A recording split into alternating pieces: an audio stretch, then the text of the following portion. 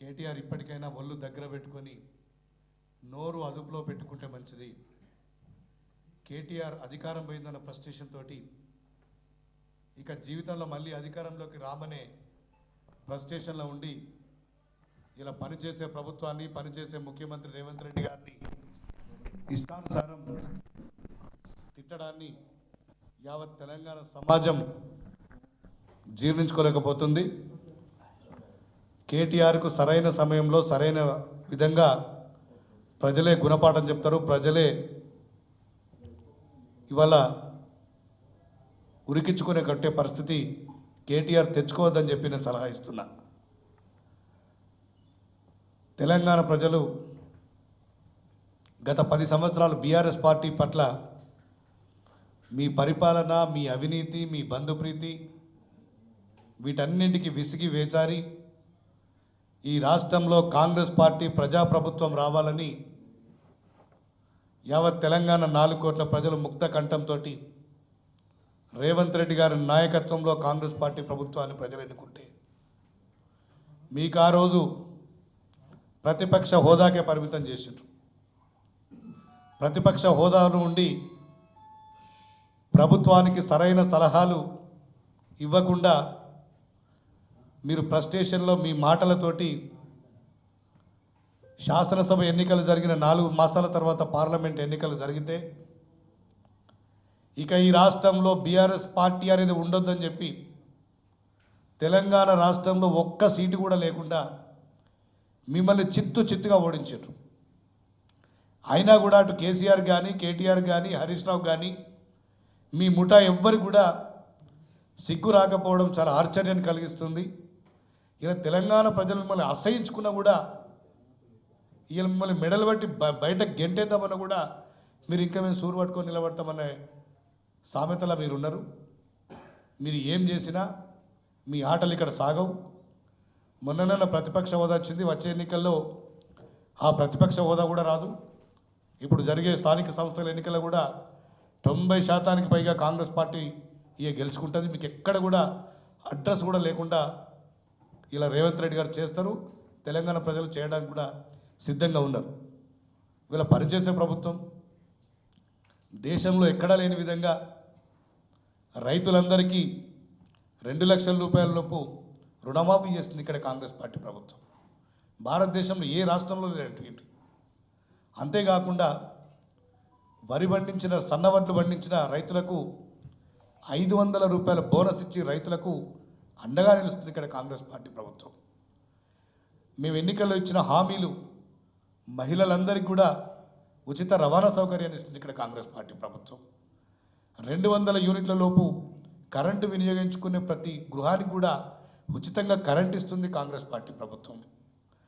మీరు మోడీ ఇద్దరు కలిసి గ్యాస్ సిలిండర్ ధర, పేదోడు వాడే గ్యాస్ సిలిండర్ ధరను ఆనాడు 1200 రూపాయలు చేస్తే నేడు 500కి ఇస్తుంది కాంగ్రెస్ పార్టీ ప్రభుత్వం. ఇవన్నీ మంచి కార్యక్రమాలు చేస్తుండగా మీరు ఓర్వలేక మరో 10 సంవత్సరాలు ఈ రాష్ట్రంలో కాంగ్రెస్ పార్టీ ప్రభుత్వమే ఉండేటట్టుంది అని చెప్పి మీరు గ్రహించి లేనిపోని ఆరోపణలు చేసుకుంటా ఇలా ప్రభుత్వాన్ని బదనం చేసే కార్యక్రమం చేస్తున్నారు మీరు. ఇలా మొన్నటికి మొన్న లగచర్ల సంఘటన తీసుకున్నట్టుంటే ఇలా అధికారుల మీద విచక్షణారహితంగా దాడులు చేపిస్తుంది.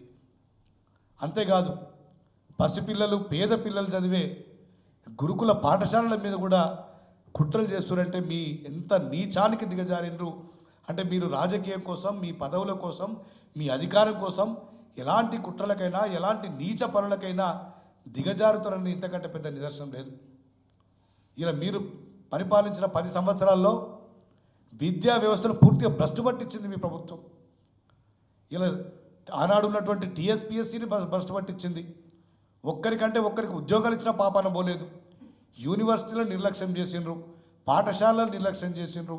మొత్తం విద్యా వ్యవస్థను మంట కలిపింది ఆనాడు బీఆర్ఎస్ పార్టీ ప్రభుత్వం. ఇంకా ఇవాళ సిగ్గు లేకుండా ఇలా కాంగ్రెస్ పార్టీ ఇలా విద్యా వ్యవస్థ మీరు 10 సంవత్సరాలలో మీరు చేయలేనటువంటి ఒక్కొక్కటి మేము దారిలోకి తీసుకొస్తుంటే ఓర్వలేక మా మీద కుట్రలు చేస్తుంది. ఈరోజు గురుకులాలల్లో ఇలా ప్రవీణ్ కుమార్ ముఠా గతంలో గురుకులాల కార్యదర్శిగా పనిచేసినటువంటి ఆనాడు బీఆర్ఎస్ పార్టీ ప్రభుత్వంలో 7-8 సంవత్సరాలు గురుకులాల కార్యదర్శిగా పనిచేసినటువంటి ప్రవీణ్ కుమార్ ఇవాళ బీఆర్ఎస్ పార్టీలో చేరి ఇలా బీఆర్ఎస్ నాయకుడిగా కొత్త అవతారం ఎత్తి ఇలా గురుకుల పాఠశాలను బదనం చేసే కార్యక్రమం చేస్తున్నాడు. తస్మాత్ జాగ్రత్త కేసీఆర్, నువ్వు 100 మంది ప్రవీణ్ కుమార్లను పంపించినా కూడా ఇలా మా నిబద్ధత ఏందో ప్రజలకు తెలుసు. ఇలా మీరు 10 సంవత్సరాలు మీకు అవకాశం ఇచ్చినా 1% కూడా మీ డైట్ ఛార్జీలు పెంచలే. ఇలా మా ముఖ్యమంత్రి రేవంత్ రెడ్డి గారు ఈ రాష్ట్రంలో కాంగ్రెస్ పార్టీ ప్రజాప్రభుత్వం వచ్చినాక ఒక్కసారి 40% డైట్ ఛార్జీలను పెంచి ఇలా పేద విద్యార్థులను ఆదుకునే ప్రయత్నం చేస్తున్న ముఖ్యమంత్రి గారు. ఇలా నిజంగా సిగ్గుంటే ప్రవీణ్ కుమార్ 10 సంవత్సరాలు ఆ రోజు బీఆర్ఎస్ పార్టీ అధికారంలో ఉంది కదా, ఏనాడైనా ఒక్క రోజైనా డైట్ ఛార్జీలు పెంచిండ్రా? కనీసం నువ్వు పెంచమని అడిగినవా? ఇలా రేవంత్ రెడ్డి గారు 40% డైట్ ఛార్జీలు పెంచితే అభినందించాల్సింది పోయి ఇలా అక్కస్తోటి ఇలా దొరలకు బానిసగా వండుకుంటూ వాళ్ళు ఈ గడిలో కూర్చుండి వాళ్ళు ఏ స్క్రిప్ట్ రాస్తే ఆ స్క్రిప్టును ఇలా ప్రభుత్వం మీద నువ్వు విజయం నీకు మనసు ఎలా వచ్చింది? ఇదేనా నీకు పేద విద్యార్థుల పట్ల ఉన్నటువంటి కమిట్మెంట్? ఏ రోజైనా నువ్వు 10 సంవత్సరాలు అడిగినరా? మీరు గురుకుల పాఠశాల పెట్టిన ఎక్కడైనా పక్కా బిల్డింగ్లు కట్టించిండ్రా? ప్రతి దగ్గర కూడా కుట్రలు చేస్తున్నారు. ఇలా మీరు తీసుకున్న రెంట్ బిల్డింగ్లకు అద్దె కట్టలేనటువంటి దయనీయ స్థితిలో గత ప్రభుత్వం ఉంది. మొన్న మీరు దసరా సెలవులప్పుడు ఇలా చాలా గురుకుల పాఠశాలల్లో మేము ఓపెన్ చేయమంటే అప్పటికప్పుడు మా ముఖ్యమంత్రి గారు వాళ్ళకి సంబంధించి రెంట్ పే చేసి ఎక్కడ కూడా విద్యార్థులకు అన్యాయం జరగకూడదు, విద్యార్థులు చదువుకోవాలి, విద్యార్థులు భావి భారత పౌరులుగా ఈ రాష్ట్రంలో ఉండాలి, ఇలా తెలంగాణ విద్యా వ్యవస్థ భారతదేశానికి ఒక రోల్ మోడల్గా ఉండాలని చెప్పి అప్పటికప్పుడు కలెక్టర్లకు ఆర్డర్లు ఇచ్చి వెంటనే బిల్లులు చెల్లించి ఇలా హాస్టల్ను ఆదుకున్నటువంటి చరిత్ర ఉంది.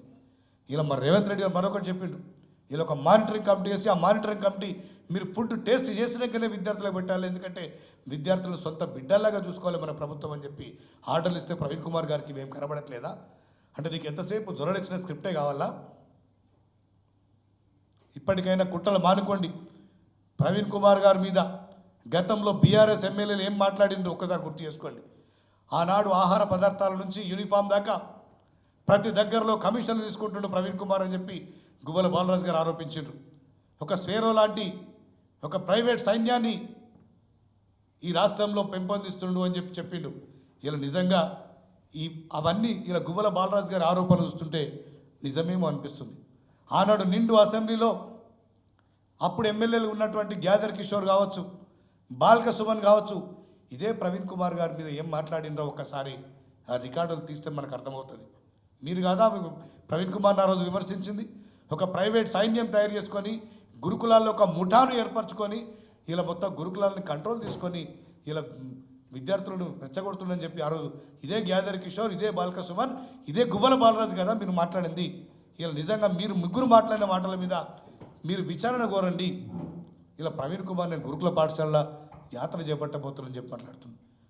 10 సంవత్సరాల్లో బీఆర్ఎస్ పార్టీ చేసిన దాని మీద క్షమాపణ చెప్పి ఆనాడు కేసీఆర్ గారు ఈ గురుకుల పాఠశాలల మీద ఏమేం కుట్రలు చేసిండు, గురుకుల పాఠశాలను ఏ విధంగా నిర్వీర్యం చేసిండు, ఈ రాష్ట్రంలో విద్యా వ్యవస్థను ఏ విధంగా ధ్వంసం చేసిండు, యూనివర్సిటీలను ఏ విధంగా ధ్వంసం చేసిండు, టీఎస్పీఎస్సీ పేపర్లను ఒక పల్లి బటాన్ లాగా షాపులలో, కిరాణా షాపులలో, పాన్ షాపులలో ఏ విధంగా అమ్ముకుండు, వాటన్నిటికీ సమాధానం చెప్పి తెలంగాణ ప్రజానికానికి, తెలంగాణ విద్యార్థి లోకానికి క్షమాపణ చెప్పి ప్రవీణ్ కుమార్ ఆయన బృందం ఇలా నేను పర్యటన చేపట్టవలసిందే కోరుతున్నా. ఇప్పటికైనా మీ కుట్రలు, మీ కుతంత్ర ఆపకపోతే మీకు జీవితంలో రాజకీయంగా పుట్టగతులు ఉండయి. కేసీఆర్ గారు, కేటీఆర్ గారు, హరీష్ రావు గారు, మీ నాయకత్వంలో పనిచేస్తున్న ప్రవీణ్ కుమార్ లాంటి వ్యక్తులు ఇప్పటికైనా ఇలా పనిచేసే ప్రభుత్వానికి సలహాలు ఇవ్వండి, సూచనలు ఇవ్వండి తప్ప ఇంకా రెచ్చగొడితే నష్టపోయేది మీరే. భవిష్యత్తులో బీఆర్ఎస్కి అసలు నామరూపాలు లేకుండా చేయడానికి తెలంగాణ ప్రజలు కంకణం కట్టుకున్నారు. Thank you.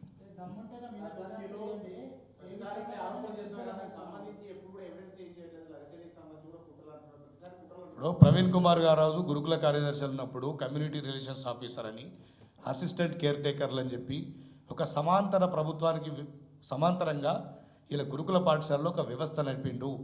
ఆ వ్యవస్థలో ఉన్నటువంటి సభ్యులు ఇలా ప్రభుత్వాన్ని బదనం చేయడానికి కుట్ర పన్నుతున్నారు. ఇలా ఎక్కడ ఏ చిన్న సంఘటన జరిగినా, ఎక్కడ ఏ ధర్నా జరిగినా, రాస్తారోకో జరిగినా అక్కడ ప్రవీణ్ కుమార్ సంబంధించినటువంటి మనుషులే అక్కడ పోయి ఉండి వాళ్ళని మోటివేట్ చేసుకుంటూ ధర్నాలు చేస్తున్నారు. దీని వెనకాల కేసీఆర్, కేటీఆర్, హరీష్ రావుల హస్తం ఉంది. ఇలా కేసీఆర్, కేటీఆర్, హరీష్ రావుల సూచన మేరకు, వారి సలహా మేరకు ప్రవీణ్ కుమార్ ముఠా ఇలా రాష్ట్రంలో గురుకులాలను బదనం చేస్తే కుట్ర చేస్తున్నది. అన్ని వివరాలు సేకరిస్తున్నాం.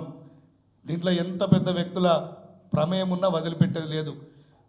గతంలో అటువంటి కేసీఆర్ కావచ్చు, కేటీఆర్ కావచ్చు, హరీష్ కావచ్చు, ఈ ముగ్గురు కలిసి ఎవరిని ముందు పెట్టి నడిపిస్తుండ్రు, ముందెవడున్నాడు, వెనుకోడున్నాడు, దీంట్లో కుట్రలోడు చేస్తున్నాడు, ఇవన్నీ కూడా ప్రభుత్వం నిశ్చితంగా గమనిస్తుంది. సరైన సమయంలో సరైన విధంగా తెలంగాణ ప్రజలకు నిజాలు తెలిపే కార్యక్రమం